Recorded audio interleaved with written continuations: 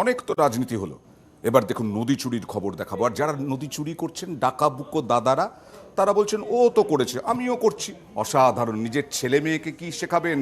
বামনী নদী, আপনারা নিশ্চয়ই মনে আছে বামনী নদীর নাম শুনেছেন। সেই বামনী নদী দখল করে চুরি করে দোকান রেস্তোরাঁ সব হচ্ছে। আর সাংসদ, বিধায়ক, পুরসভা, পঞ্চায়েত তারা কি করছেন দেখুন।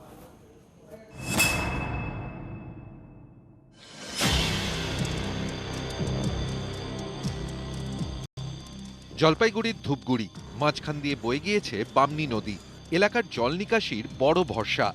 এই নদী দিনের পর দিন দখল হয়ে যাচ্ছে।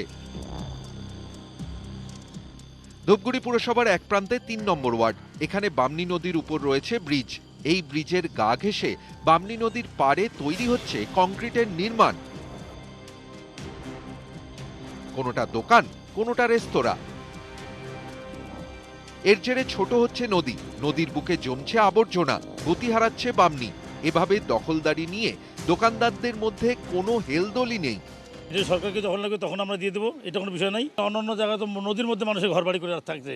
মুখার যে পিলার আছে, পিলারের ভিতরে আমার পিলার আমি করছি, সেটা আমি ছাদটাকে শুধু উপর দিয়ে বাড়াই দিছি।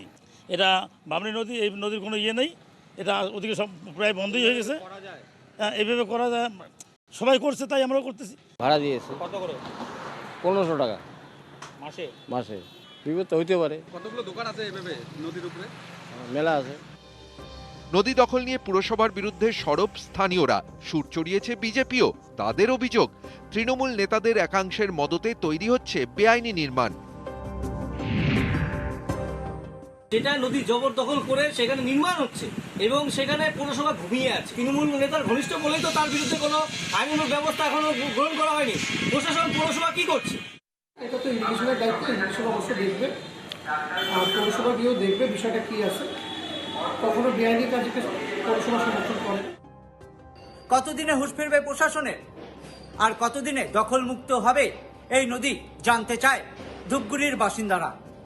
জলপাইগুড়ি ধূপগুড়ি থেকে রকি চৌধুরী, নিউজ 18 বাংলা।